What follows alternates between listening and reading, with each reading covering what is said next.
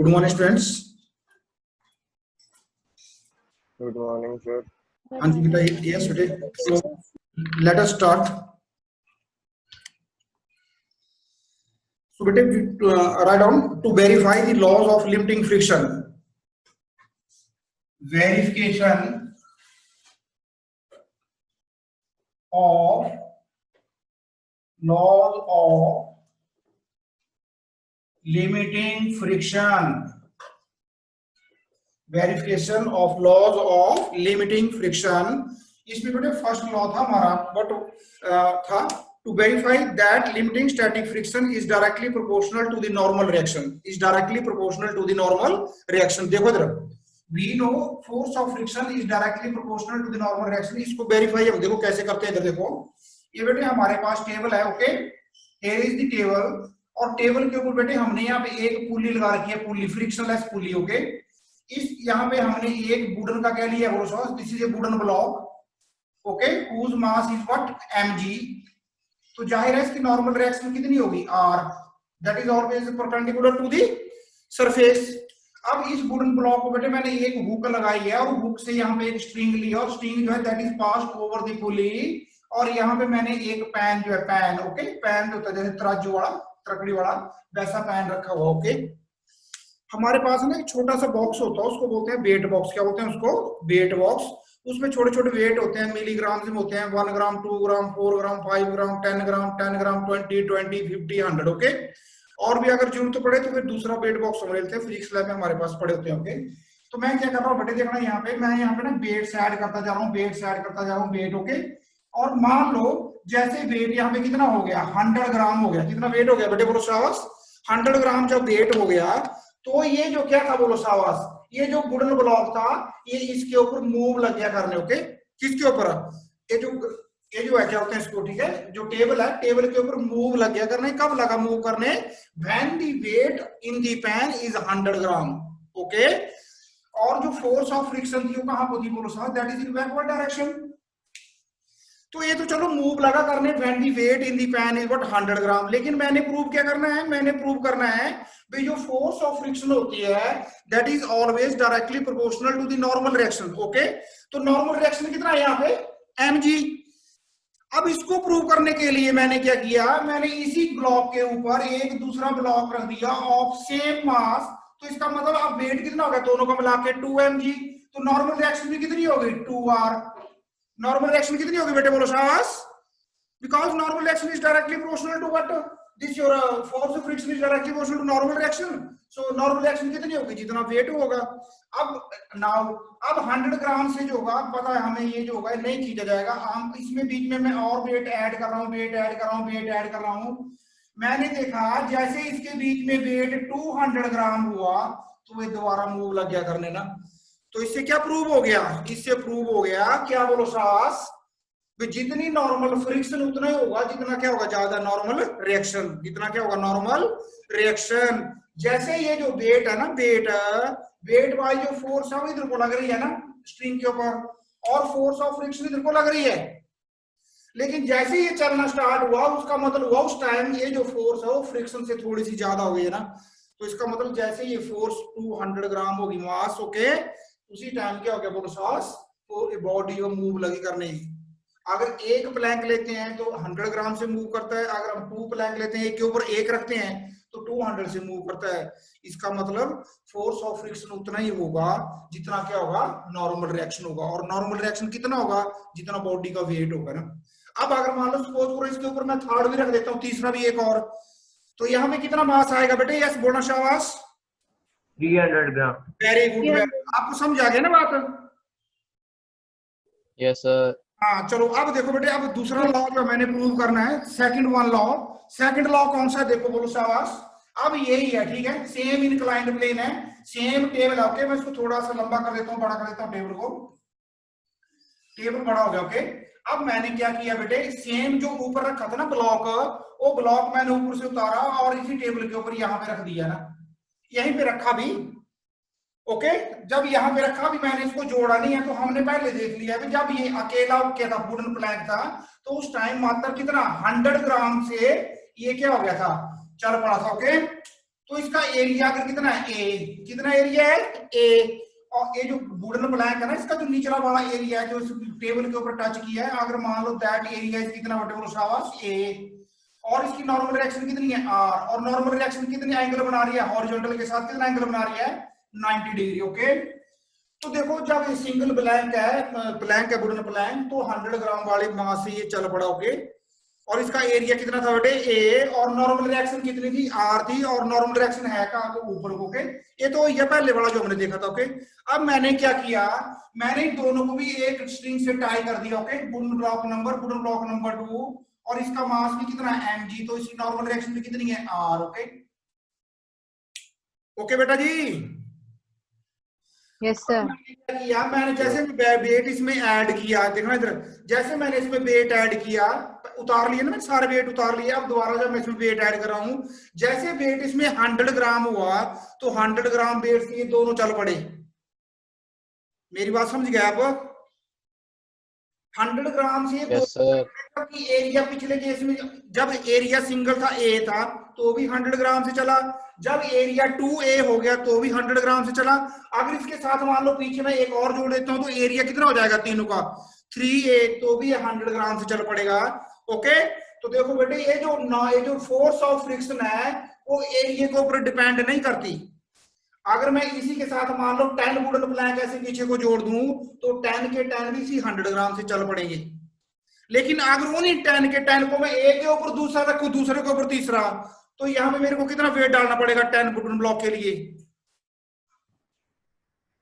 1000 ग्राम। 1000। Very good, शाबाश, समझ गया वो, यहाँ पे डालना पड़ेगा 1000। ओके, तो इसका मतलब हो गया, देखो नॉर्मल रिएक्शन जब ये वुडन प्लैंक चाहे यहाँ पे है चाहे यहाँ पे है, नॉर्मल रिएक्शन हमेशा ही ऊपर को है, ऊपर को है, ऊपर को, ऊपर को, ऊपर को।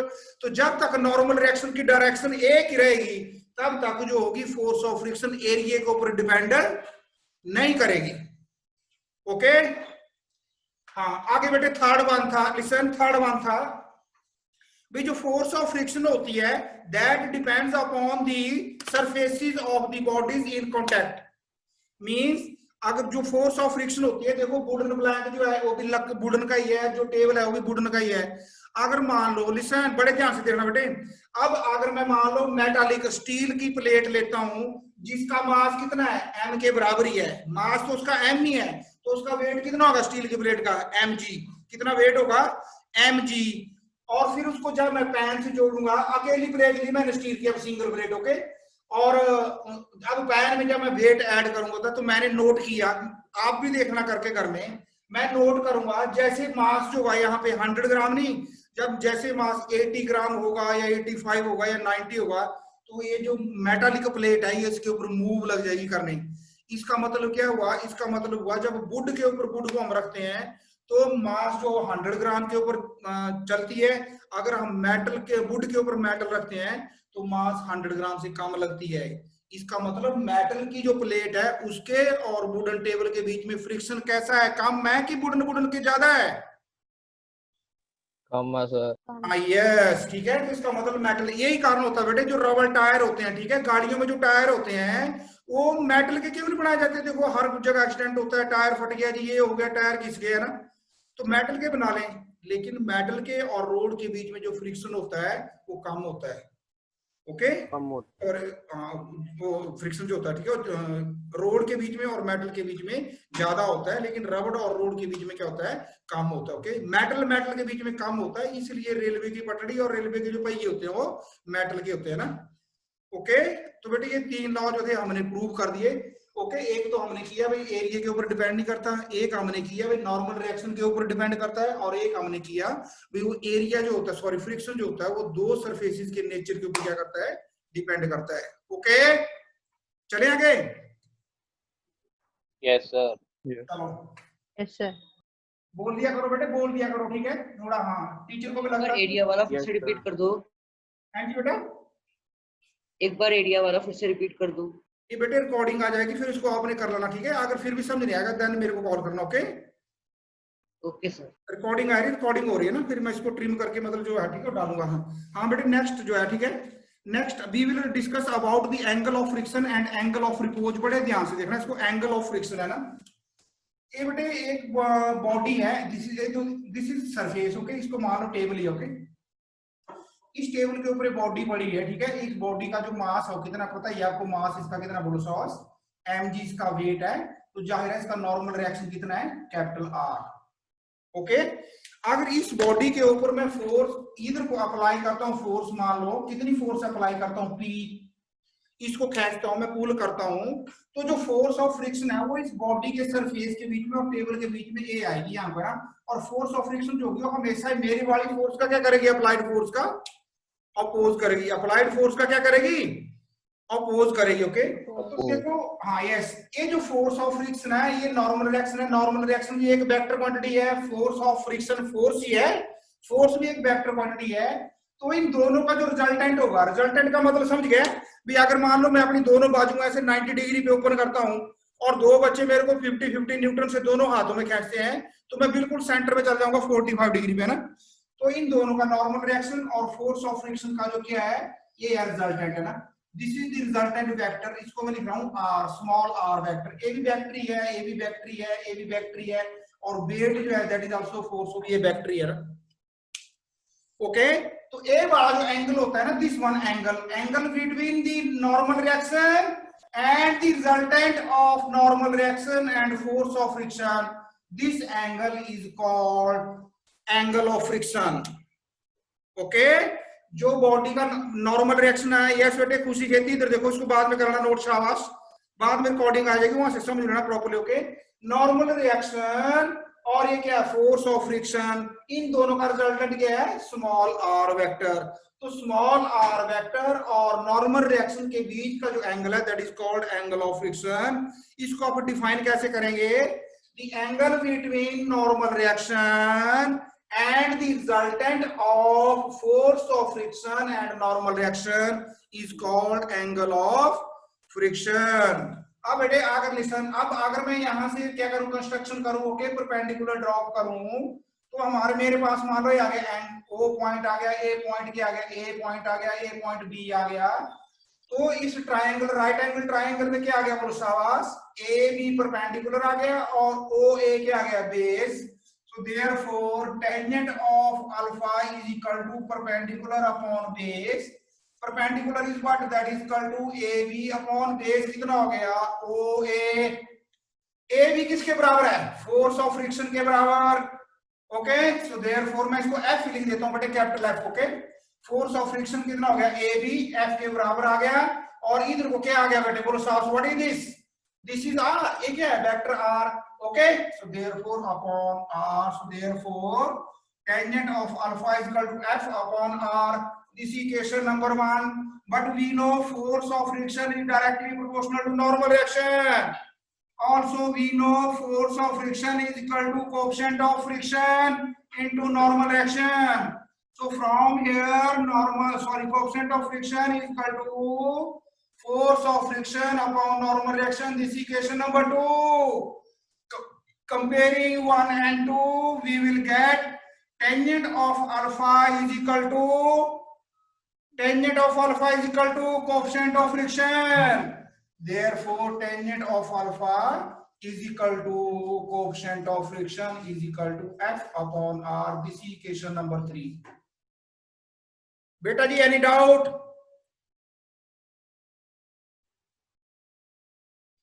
Yes. Any doubt? No, sir. चले बेटा आगे। Yes, sir.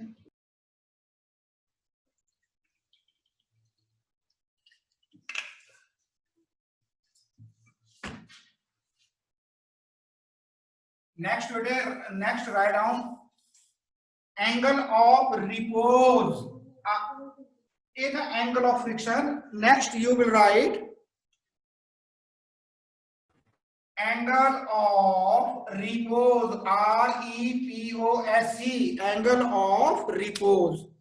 ओके लिसन, जब भी कोई बॉडी होती है ना, ढलान के ऊपर चलती है, स्लैंट करती है नीचे को, ओके, देखो let this is four, here is an inclined plane, और बेटे let the angle of inclination is theta, let the angle of inclination is theta, and let a body is lying on the inclined plane, तो जाहिर है body का जो wait होगा that is always in downward direction,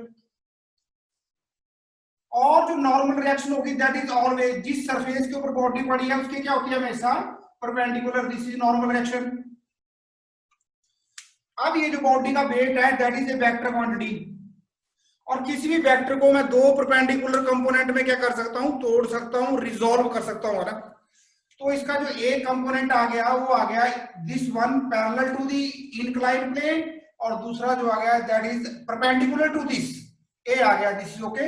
अब अगर ये angle theta होगा तो इन दोनों के बीच का एंगल भी थीटा ही होगा, ओके। जैसे जैसे आप इंक्लाइंड प्लेन का एंगल कम करते जाएंगे ये जो एंगल होगा ये भी कम होता जाएगा, ओके। तो जिस कंपोनेंट के साथ वेट के जिस कंपोनेंट के साथ एंगल बना होता है that component is called cos component, cos theta, और इसके जो परपेंडिकुलर कंपोनेंट होगा that is called what, M G sine theta, M G sine theta.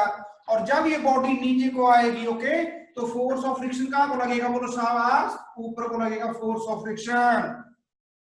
नीचे को क्या होगा, ए आएगा ना, okay, sorry, M G sine theta नीचे को आएगा और फोर्स ऑफ फ्रिक्शन ऊपर को आएगा। So this angle is called angle of repose. Angle of inclination theta is called angle of repose. Is called angle of repose. देखना बेटे, अब जैसे ये बॉडी मूव लगेगी करने, लिसन, यस, अब ये बॉडी मूव नहीं कर रही है लेकिन जस्ट मूव करने वाली है, ओके।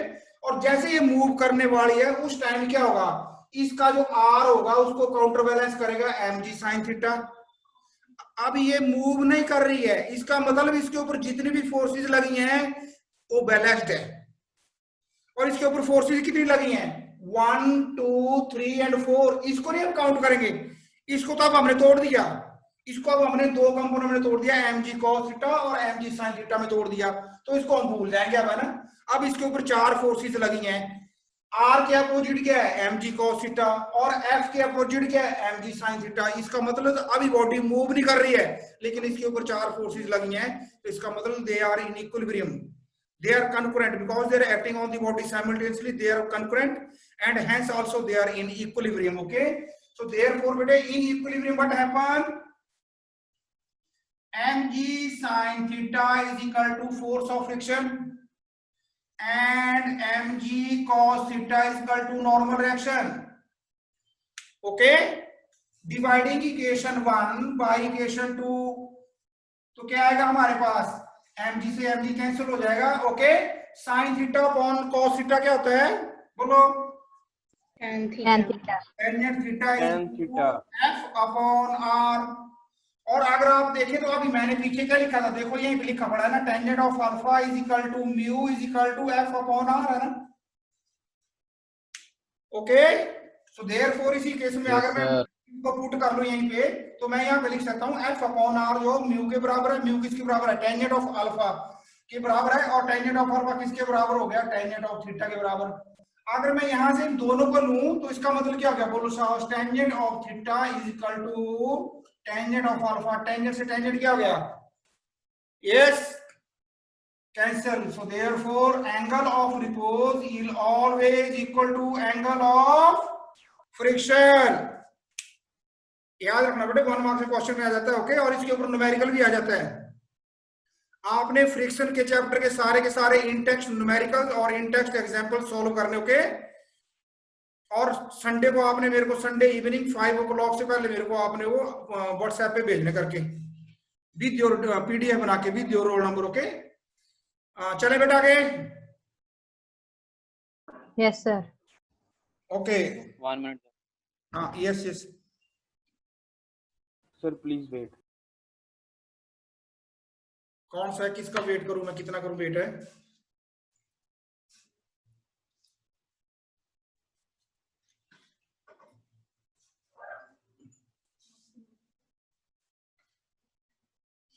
Done, sir.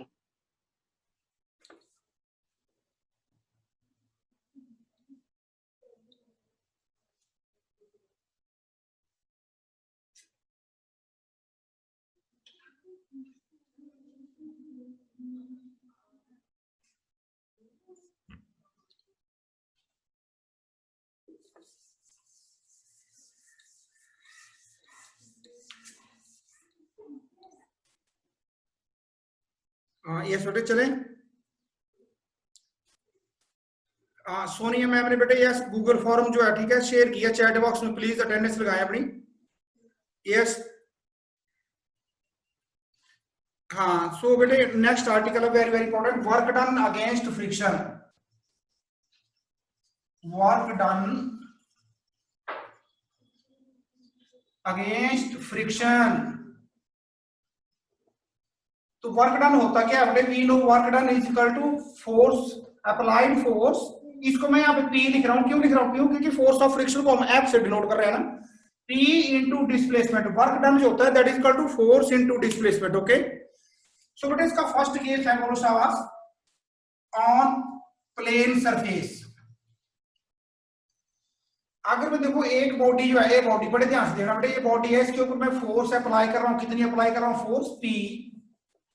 इसका वेट कितना है बोलो शाबाश, mg डाउनवर्ड डायरेक्शन, तो नॉर्मल डायरेक्शन कितनी होगी r, और जो फोर्स ऑफ फ्रिक्शन होगी वो वैसे यहाँ पे नीचे होती है, लेकिन मैं यहीं पे इसको रिप्रेजेंट कर रहा हूँ, this is the force of friction F है ना। और इस वजह से हुआ क्या बोले, मैंने ये बॉडी जो थी ये लाई कहाँ कर रही थी, A पॉइंट पे थी, और मैंने इसको कहाँ पहुंचा दिया जाके बोलो शाबाश, ये दिख रहा है पॉइंट, यस पॉइंट B के ऊपर पहुंचा दिया, और इसने यहां से लेके यहां तक कितनी डिस्प्लेसमेंट कवर की बेटे बोलो शाबाश, S। कितनी कवर की डिस्प्लेसमेंट, S। तो we know force of friction is directly is equal to what, mu into K into R. K मैं क्यों लिख रहा हूं, क्योंकि बॉडी मूव करके काइनेटिक हो गया ना, म्यू के आर, और आर नॉर्मल रिएक्शन किसके बराबर होता है, normal reaction is always equal to weight. तो ये आ गया हमारे पास is equal to what, it is equal to mu के into mg। Okay, because normal reaction किसके बराबर होता है, होगा वेट के बराबर। Okay, so therefore work done कितना होगा बेटे, वर्क डन बोलो शाबाश, बोलो वर्क डन कितना होगा।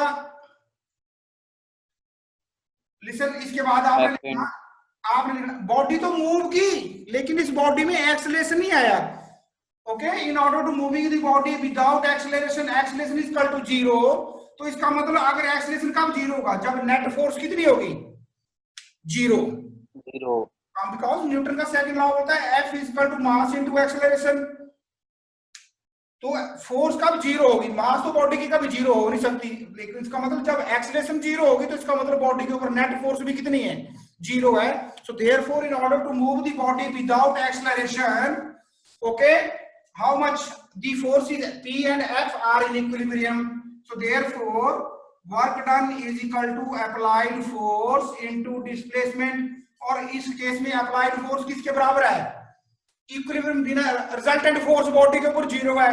तो वेट को तो कर लिया किसने, सॉरी काउंटरबैलेंस किया R ने, तो अप्लाइड फोर्स को कौन काउंटरबैलेंस करेगा, F। तो इसका मतलब P जो किसके बराबर है, F के बराबर इनटू S, और F है कितना है, that is equal to mu k mgs. So this is the amount of work done. This is the amount of work done when we move a body on a what, plane surface, horizontal surface. Okay, Yes, sir.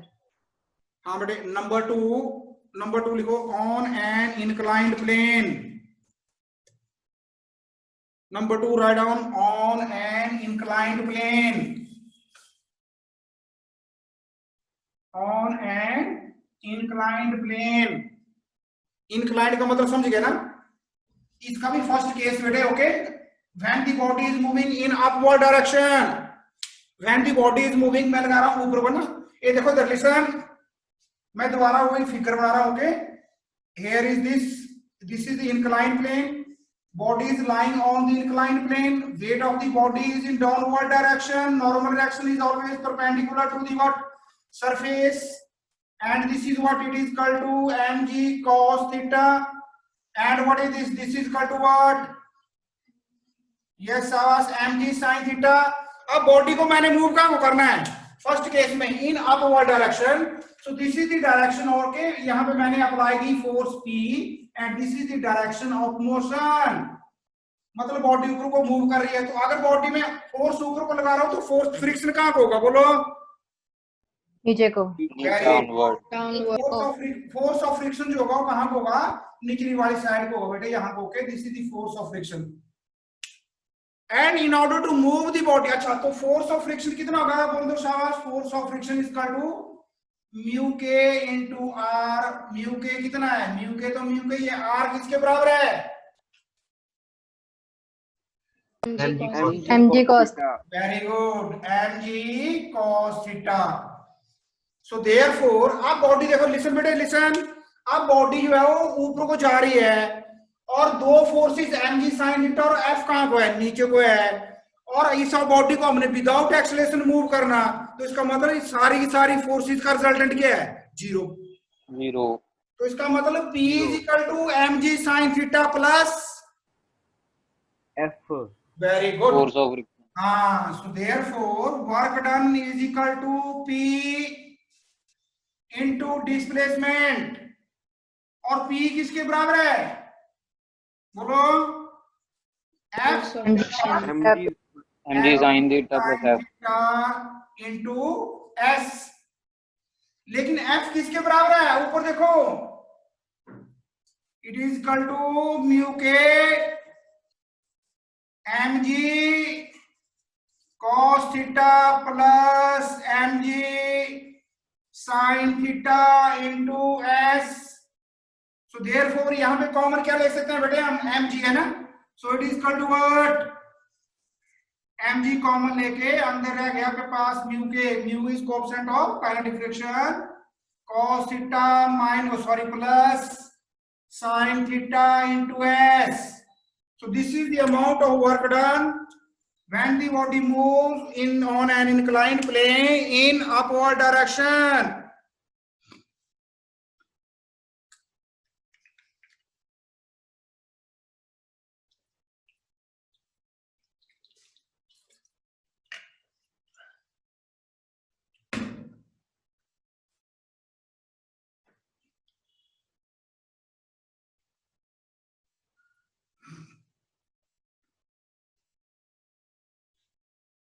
बेटा चले आगे। Yes, sir. Yes sir। अच्छा now the body, अच्छा मैं इसी में कर देता हूँ ना। अब सेकंड केस है इसी का, दूसरे का सेकंड केस है when the body moves in downward direction. अब बेटे देखो लिसन, अब जो डायरेक्शन ऑफ मोशन है वो नीचे को कर दूंगा ना, यहाँ पे लिख दूंगा एरो के ऊपर मोशन नीचे को आ रही है भाई, तो अप्लाइड फोर्स कहाँ को होगी, जो मैं फोर्स करूंगा अप्लाई वो नीचे को करूंगा ना। Yes, sir. आपको फिगर दिखाई दे रहा है, Yes Yes, sir। sir. अब मैं नीचे को फोर्स अप्लाई नीचे करूंगा, और जो फोर्स ऑफ फ्रिक्शन है कहां को हो जाएगी, upwards। Upward direction. अब फोर्स ऑफ फ्रिक्शन कहां को हो जाएगी, ऊपर को है ना। तो अब P कितना होगा, P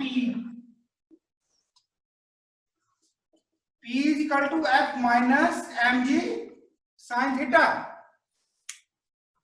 P is equal to F minus mg sin theta. देखो ना, P को अगर मैं ऐड कर दूंगा अगर इसके बीच में, तो फोर्स ऑफ फ्रिक्शन तो बहुत ज्यादा हो जाएगा ना। ओके, तो हमारे पास आएगा इक्विलिब्रियम में क्या होगा, हमारे पास इक्विलिब्रियम में आएगा P plus mg sin theta is equal to what, F। F। लेकिन हमने वर्क जो निकालना, वो वर्क हमने कौन सी फोर्स से निकालना, जो मैं अप्लाई कर रहा हूँ P है ना, क्योंकि वर्क क्या होता है, वर्क होता है अप्लाइड फोर्स इनटू डिस्प्लेसमेंट। तो मेरे पास आ रहा है P plus mg sin theta equal to F, और मेरे को चाहिए क्या P, तो P कितना आएगा, F minus mg sin theta. sin theta। आ गया F minus mg sin theta, ये आ गया माइनस और ये हो गया माइनस, बस डन। सर अभी हमने इस केस में सभी फोर्सेस इक्विलिब्रियम में कंसीडर की हैं। पिछले में भी ऐसे की थी, ओके सर। पिछले में बेटे P ऊपर को था, तो दोनों जो अपोजिट थे उसके अपोजिट थी P plus mg sin theta ना, F प्लस mg। यहाँ पे दिमाग लगाने की जो लोड है, अभी हमारे पास जो वर्क डन होता है वो होता है अप्लाइड फोर्स, हमें चाहिए अप्लाइड फोर्स, और अप्लाइड फोर्स आएगी कहां से, तो यहां से आएगा P। इक्विलिब्रियम में क्या होगा, P plus mg sin theta equal to F, तो हमें चाहिए P, तो P equal to F minus mg sin theta. Yes, okay. Yes, sir. Next बेटे देखो बड़े, यस मैंने यहाँ माइनस साइन को चेंज किया ना, तो पॉजिटिव को माइनस से चेंज कर लिया बस। यस नेक्स्ट बेटा बड़े ध्यान से देखना अपने, rolling friction, rolling friction. Yes बेटे, here is a vehicle, tire of the vehicle, here is the tire of the vehicle and this is moving on the road in forward direction, okay। ये जो tyre है ऐसे move कर रहा है, okay, एक vehicle का व्हील है, ओके, व्हील इसके ऊपर। तो देखना जब व्हीकल चलता है रोड के ऊपर तो जाहिर है उसका जो वजन जब पड़ता है किसके ऊपर, रोड के ऊपर पड़ता है। तो आपने देखा होगा जब आपकी गाड़ी, आप गाड़ी में बैठे हो कभी बस में, यस सर। Yes sir. बड़े ध्यान से देखना आपने ना, जब आपकी ट्रेन होती है या आपकी बस जब होती है ना, जब पुल के ऊपर जाती है, कहाँ जाती है मोइन खान, पुल के ऊपर। जब बेटे बस हमारी पुल के ऊपर चलती है ना, तो बस में ना झटके से लगते हैं ना, ऐसे लगता है जैसे बहुत सख्त सरफेस के ऊपर चल रही है, क्योंकि पुल का जो मटेरियल है वो कंक्रीट है, इतना हार्ड कंक्रीट है, उसके ऊपर ना ऐसे टायर जो होता है वो उसके ऊपर धंस नहीं पाता ना।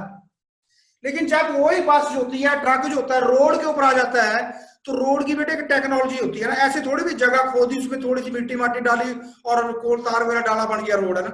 आपने देखा होगा आजकल यहाँ पे रोड का काम चला हुआ, तो आप वहां पे जाके देखो ना, एक टेक्नोलॉजी होती है, पहले नीचे मोटा कंक्रीट होता है, फिर उसमें मिट्टी डालते हैं, फिर रेत डालते हैं, फिर कुछ डालते हैं, कुछ डालते हैं, तो मतलब वो जो रोड होता है वो धंसता जाता है ना। जब गाड़ी उसके ऊपर चलती है तो स्पॉन्ज की तरह वो काम करता है, और जो रोड जितना स्पॉन्जी होगा वो उतना ही ज्यादा क्या होगा, लॉन्ग लाइफ होगी, है ना। मेरी बात समझ आ रही है आपको? Yes Yes, sir. sir. ये नहीं होता भी ठीक है भी, हाँ भाई मिट्टी Yes, sir. इधर से ले जाओ जी, रोड लाओ, ठीक है, ऐसे करो वैसे करो, ठीक है, हाँ। सो देयरफॉर जब व्हीकल जो होता है वो रोड के ऊपर चलता है, तो जिस डायरेक्शन में व्हीकल जा रहा है उस डायरेक्शन में व्हील के आगे एक हम्प सा क्रिएट हो जाता है। क्या क्रिएट होता है बेटे, बोलो शाबाश? Hump. हम्प सा क्रिएट होता है। अब ये जो हम्प होगा इसका साइज होगा वो किस चीज के ऊपर डिपेंड करेगा, बोलो शाबाश? बोलो बेटे, अगर मान लो स्कूटी है तो स्कूटी के टायर के आगे भी उतना ही हम्प होगा जितना एक ट्राले के आगे टायर के ऊपर होगा। मतलब हम्प जो होगा वो इस बात के ऊपर डिपेंड करेगा अभी व्हील के ऊपर कितना वेट है ना। Yes sir. जितना ज्यादा वेट होगा हम्प उतना ही ज्यादा होगा। अब हम्प के ऊपर चढ़ने के लिए जोर किसका ज्यादा लगेगा, जिसका हम्प सामने कम है या ज्यादा है? कम है। ज्यादा। अगर आपने एक ज्यादा वाला। आपने एक 3 फुट की दीवार पे चढ़ना और एक 5 फुट की दीवार के ऊपर चढ़ना, तो आपका एक्स्ट्रा एनर्जी किस में ज्यादा लगेगी? 5 feet. 5 foot. Yes, this extra amount of energy required to overcome the hump is called rolling friction. Is called Rolling friction. Rolling friction. extra amount of work done in order to overcome the hump is called rolling friction. And what is the cause of rolling friction? When a body rolls on what? On the surface of another body, what happens? Always a hump is created in front of the body. The size of the hump or magnitude of the height of the hump, that depends upon the weight of the body. More is the size of the hump, more is the extra amount of work done. Okay? देखना बेटे बड़े ध्यान से। लेकिन rolling friction को काम करने के लिए हम क्या करते हैं? We convert sliding friction into rolling friction. We convert sliding friction into what? Rolling friction. आपने देखा होगा, लिसन, आपने देखा होगा आपके जो ये नहीं होता फैन, आपके घर में अभी देखो आपके सिर के ऊपर फैन चला हुआ है ना, आप थोड़ा सा नीचे चेयर रखे ना, फैन का जो निचले वाला पोर्शन है उसको बंद करके, फैन को बंद करके निचले वाले पोर्शन से बेटे आपने क्या करना, बोलो साहस? हाथ लगाना, उल्टा हाथ ऐसे है ना, आप देखेंगे गर्म हुआ होगा ना। ये गर्म क्यों हुआ है? क्योंकि ये जो फैन है ये रॉड के ऊपर रोल कर रहा है ना। तो होगा क्या, देखना तो बड़े ध्यान से। हमारे पास होता क्या है बेटे, इसको भूल जाओ अब, है ना। हमारे पास होता क्या है, ये हमारे पास एक क्या है, एक देखा होगा आपने बॉल बीयरिंग, इसमें बॉल होती है ना, बॉल बीयरिंग, ओके, ये बॉल बीयरिंग। इसका जो ए बड़ा है ये क्या, बोलो साहस? आउटर रिंग और ए वाला क्या है इसका inner ring, outer ring and inner ring.